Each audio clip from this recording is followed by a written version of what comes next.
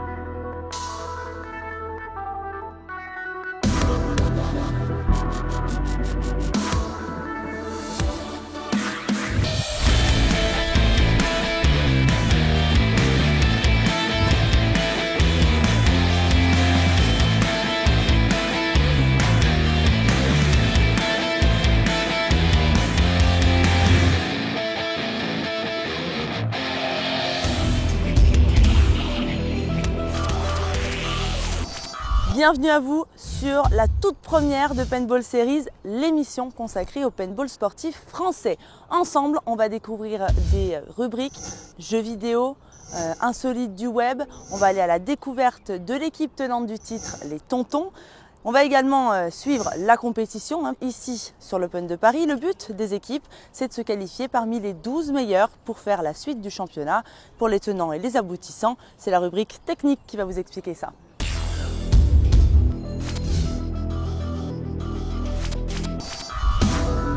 L'Open de Paris, c'est véritablement l'ouverture de la saison nationale de paintball. Événement festif, mais surtout sportif, sur lequel les équipes engagées jouent leur saison en championnat de France. Toutes les équipes vont se rencontrer dans un format de match bien précis, le Race to 4. Le Race to 4, c'est la course à 4 en français. Ça va être le premier qui va gagner 4 points. Donc le premier qui arrive à 4 points va gagner un match.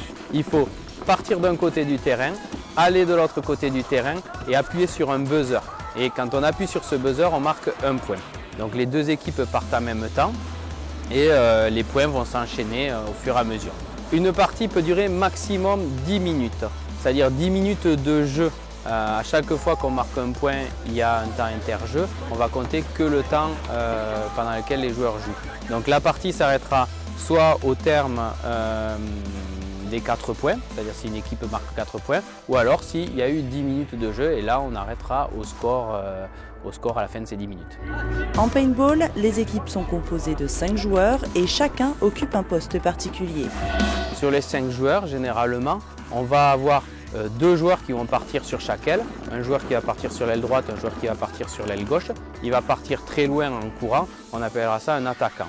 Ensuite, il y aura un second de ligne qui sera là pour aider ce joueur ou le remplacer s'il est éliminé. Et enfin, au milieu, on a ce qu'on appelle un middle ou un centre qui sera le joueur qui devra un petit peu rééquilibrer sur le terrain ou alors appuyer sur une attaque ou l'autre d'un côté. Sur un terrain symétrique, les équipes démarrent chacune dans leur camp et doivent aller buzzer dans le camp adverse. Les joueurs sont tous équipés d'un marqueur qui va leur permettre de toucher avec les billes de gélatine et ainsi éliminer leur adversaire. Un joueur qui aura été touché doit sortir du jeu et sur le terrain, des juges veillent au respect des règles.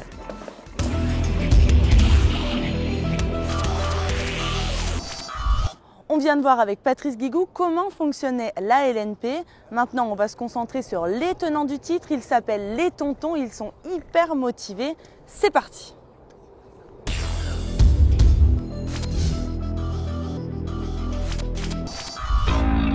Ils sont d'origine toulousaine et au départ, ils étaient les Tontons flingueurs. Mais en 20 ans d'existence, ils ont migré vers le sud-est et sont devenus simplement les Tontons.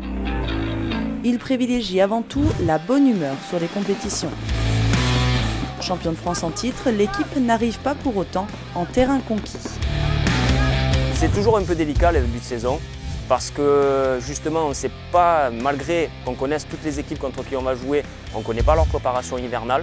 Donc on ne sait pas s'ils ont une bonne préparation ou une mauvaise préparation. Également, il y a des changements de roster. Il y a des nouveaux joueurs arrivant dans certaines équipes, d'autres qui sont partis de certaines équipes. Donc en fait, c'est toujours un peu délicat de savoir les équipes qu'on va rencontrer, le niveau qu'elles vont avoir sur la première manche en fait, en fonction justement de tous ces paramètres-là. Même si les Tontons évoluent également au niveau européen, chaque compétition est prise au sérieux. certains adversaires également, même s'ils avouent ne pas avoir de bête noire.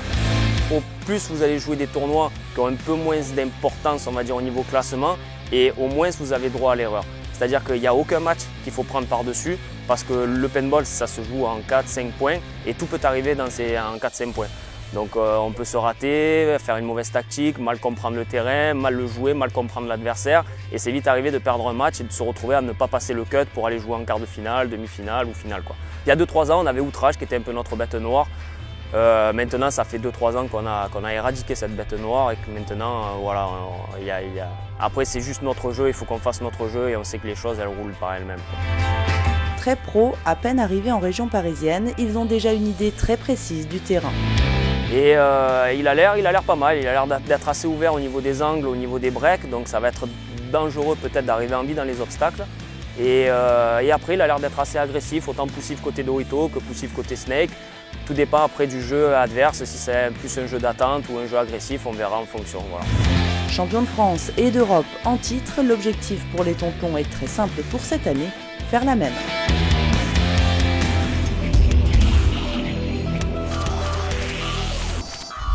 On a vu les règles sportives, on a vu les champions en titre. Maintenant, place à la compétition avec Bruno Lemaire, le représentant de la fédération de paintball sportif. C'est parti ?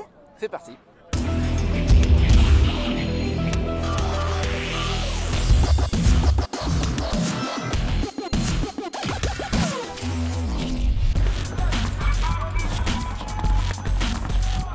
Nous sommes à Saules-les-Chartreux en région parisienne.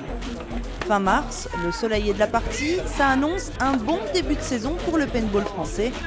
Car c'est ici, sur ces terrains, que tout va se jouer pour la suite du championnat. La fédération de paintball sportif a mis en place cet événement qui regroupe tout aussi bien des équipes de niveau international que régional.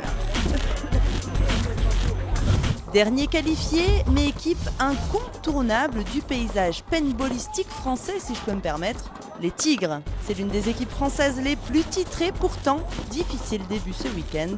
5 défaites, mais toujours en marquant au moins un point. 10e, les Parisiens de Generation Kill. Sur l'Open de Paris, ils étaient dans la difficile poule d'Outrage et des Tontons. Pas évident donc de tirer son épingle du jeu. Ils ont toutefois remporté le match 4-2 face aux Jobards. Les Jobards qu'on retrouve au 8e rang de cet Open, ils viennent de Pélissane dans le sud-est. Ce week-end, ils font 2 défaites contre Outrage et Generation Kill et 2 victoires face à Carnage et Vision.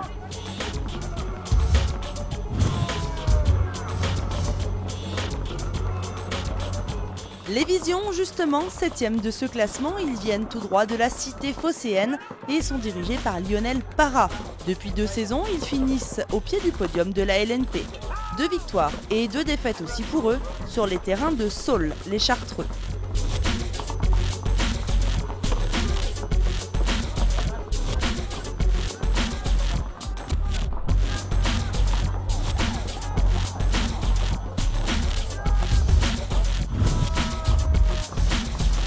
Cinquième de cet Open, l'équipe Carnage. Parisien également sur le circuit européen depuis 2007, avec une 4e place acquise en 2010.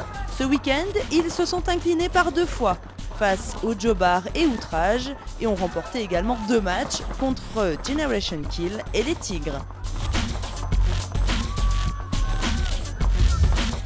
Au pied du podium, on retrouve à nouveau des Marseillais, ceux de l'équipe Icon. Parmi eux, on retrouve 5 anciens tontons. On retiendra leur 4e place au Millennium en 2011 et ce week-end, une défaite contre Sucipac Ultimate, 2 victoires face aux Tigres et Vision et un match nul 3 partout contre les Razorbacks.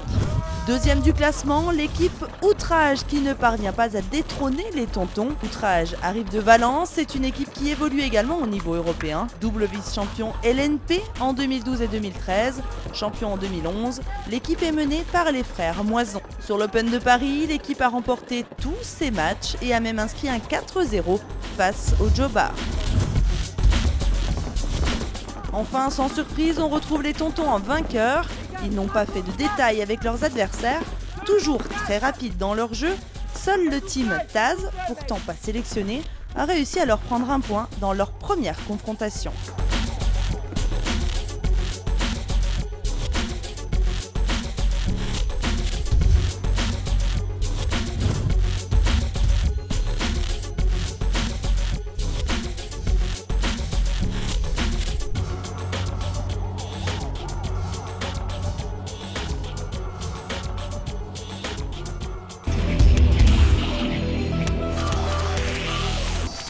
La compétition s'est terminée, mais nous on continue avec la rubrique jeux vidéo. Il s'appelle X-Field Paintball, il est développé par des Toulousains, disponible sur smartphone et tablette, et c'est maintenant.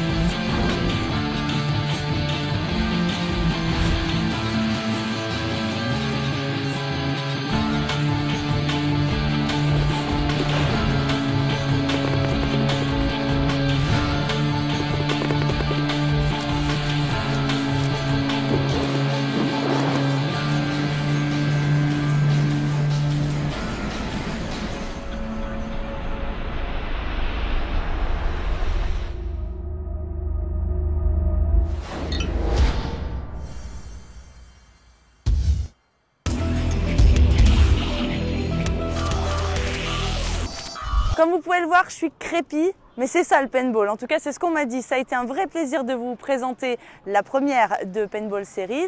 On se retrouve pour le deuxième numéro à Pélissane le 20 avril prochain. Ce sera dans la belle région d'Aix-en-Provence. Pour l'heure, je vous laisse avec l'insolite du web.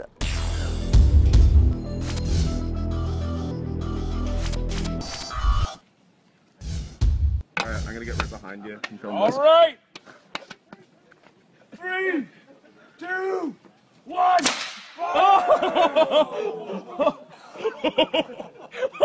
Oh, let's see this! Give him a round of applause! Oh, oh my God!